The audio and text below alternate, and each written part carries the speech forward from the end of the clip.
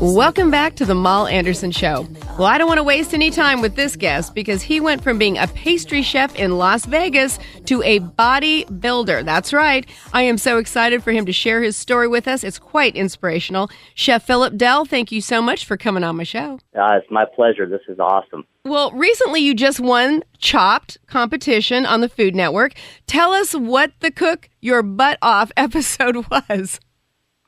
Well, it had everything to do with 4 chefs that were obese or very overweight previously, and we all went through astonishing transformation stories, and I was one of them. Wow. Well, tell us about this transformation. I mean, you've made an amazing body transformation in just 1 year. Tell us how you did it. Well, first of all, I was unofficially about 220 pounds or so, and I went down to 127 pounds. Wow. I had a 36 to 40% body fat, and when I stepped on stage on my 30th birthday, I had a 5% body fat with a 28-inch waist. 5%? Wow. Yeah, absolutely. I don't live that way every day, but it's how we get ready for bodybuilding competitions. Oh, my gosh. And that's intense. It's definitely intense, but it takes a lot of dedication, and part of the thing for me is I woke up one morning and saw myself in the mirror and just felt really disgusted with how I looked and changed my complete lifestyle right then and there. No more refined carbohydrates. I just cleaned up my diet completely, stopped drinking all the sodas and having refined carbohydrates, eating whole pizzas. And I'm talking about 1 or 2 whole large pizzas. Wow. Chugging down a 6-pack of beer, a 12-pack of Coke, whatever it was. And I just changed it completely. I decided to make a different outlook in my life, and that's what it did. And I started off small. You have to, in order to achieve what you want to get to, you have to make small goals for yourself and not so large ones. And for me, it was 10 pounds at a time. Mm-hmm. Every time I'd hit 10 pounds, which for a guy, quite honestly, is pretty easy. So after I got to 10 pounds, I went to 20, and then I'm like, you know what? I'm going to get to 30. I'm going to buy myself a suit. I got to 30 pounds, and I'm like, I'm not done yet. This is awesome. I feel great. My energy levels were skyrocketing, and I just kept going. And I lost 50 pounds simply by changing my diet. And a friend of mine literally tricked me into going to the gym. And, I grew up kind of obese, though. I was overweight my whole life, and for the most part, and I kind of made fun of people like me now, and and all those people that went to the gym and kind of looked big and buff. And so I kind of told my friend that day, I'm like, you know what, I don't want to go. I'm not ready for that. I don't belong there. And he's like, everybody belongs there. So we went out, and that's what he told me. We're just going to go out. And we ended up going to the gym, and within a half hour, I was signed up, and I got hooked. And that's awesome. During that time, I lost a total of 92 pounds, roughly, and got into natural bodybuilding. Wow. Well, listen, if you're just joining us, I am visiting here with Chef Phillip Dell, who has an amazing inspirational story. And Phillip, I want to ask you, you were a pastry chef. A pastry chef. That would be like, an alcoholic in a liquor store, right? I would be just like, if I wasn't making pastry every day, I would have weighed 220 pounds. I love pastry. I have an extremely large sweet tooth, and a lot of my friends don't that are still pastry chefs, and which is good for them. Mm-hmm. But I, on the other hand, I sit down and could eat an entire bowl of cookie dough.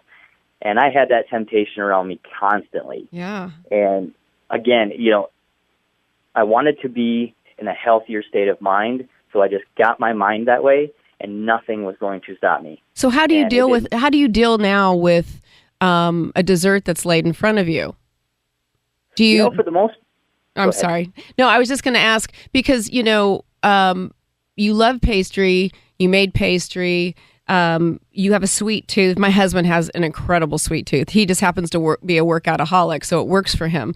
Do you suggest that maybe you just take a bite, enjoy that bite? That's what I've been doing lately, trying to watch my weight. Or do you just say, I'm sorry, I can't have any more? For me, I can't have that one bite. Okay. That one bite, I have to you hit it right on the head when you said that It's like an alcoholic. I have to treat it like an alcoholism. Okay. If I have that one bite, I'm going to go overboard. And I might go overboard for 2-3 hours and be okay after that. But it's that I don't even want to do that sometimes. So now I use it more as a reward and of being dedicated all week or whatever. And then at one meal a week, I have whatever I want. And what is that? What is that one go-to that you want? And do you make it? Well, I used to make it because I transform everything that I eat to a healthier version without removing any flavor. Oh. And I actually came up with an amazing protein cookie dough. And I use a specific company, and I hope it's okay to say it, but sure. Davenport Nutrition makes one called white chocolate.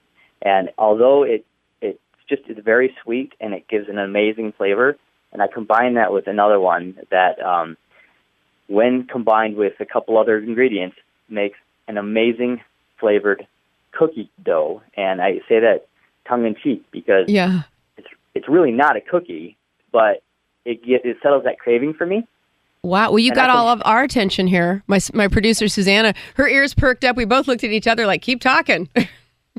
And I eat that. I'm not kidding you. I eat that every single day. And the reason why I eat that every single day is because it hits exactly. I can use that as a meal completely. It has 22 to 24 grams of protein in it. It has only 5 grams of carbohydrate, and it's sugar-free. And so it's perfect for me, and it settles my craving. Now, when I do want to have that real dessert, I will literally just have that dessert. My wife's birthday was yesterday, and we like to enjoy, so we made cookie dough. So you made cookie dough? We made cookie dough, and I enjoyed it. But other than that, it's I've kind of gotten to the point now where if I'm going to splurge, I just want to splurge. Sure. I just want to get it over with. And because I know if I make it myself, I will transform it. There's no ands, ifs, or buts about it. Got it. Well, if you're just joining me, I'm speaking with Chef Phillip Dell. Now, summer's just about to kick off here. We've got the 4th of July coming ahead. And instead of the usual fatty food choices, can you help us figure out a great party menu that will leave us wanting to still put our bathing suits on? Yeah, absolutely. Everybody always has, everybody's aware of burgers and dogs and brats and that sort of thing. And I'm from the Midwest, so we do that a lot back there.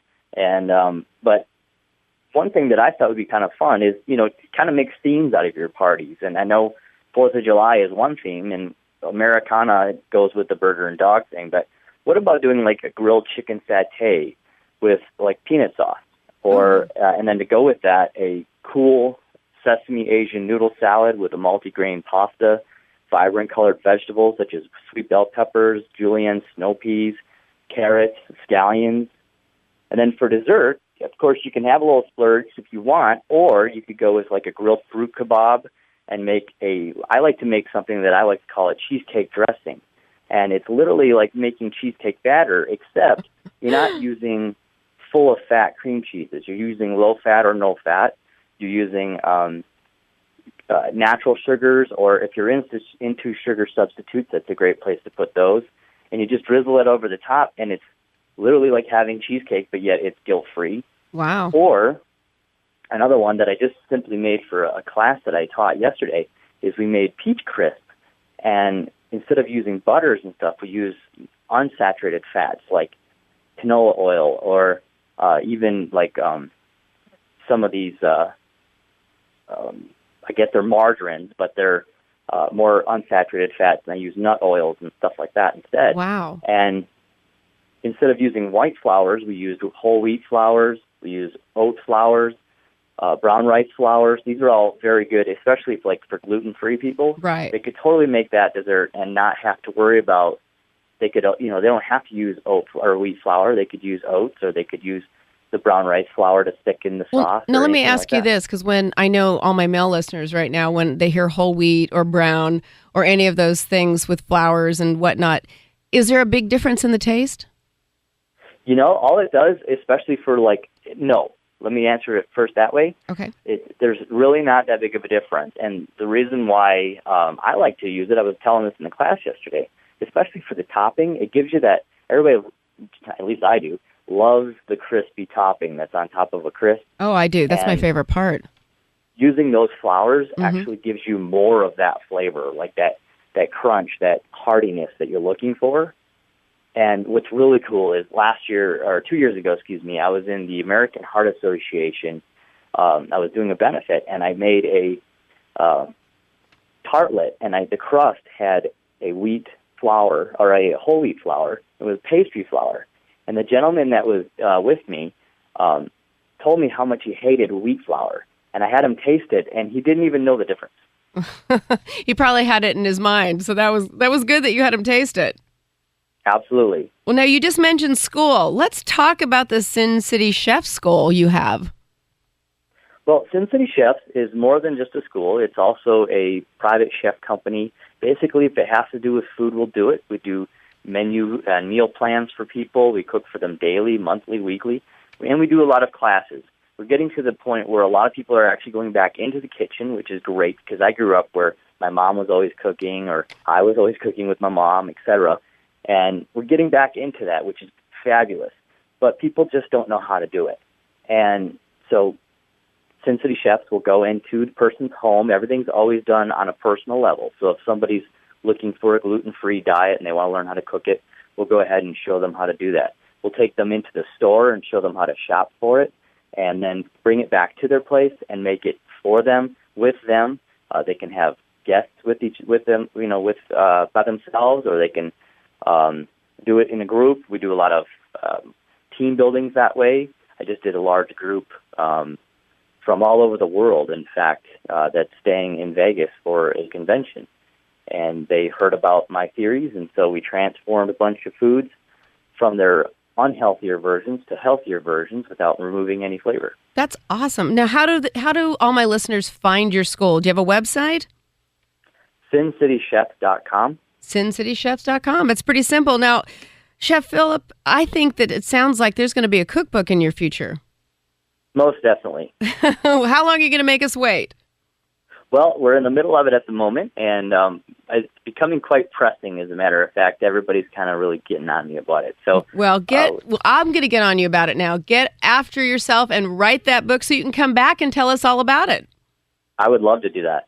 Thanks so much, Chef Dell. Up next, we're going to get all the secrets on men and their sexuality with Dr. Abraham Morgentaler on the Moll Anderson Show.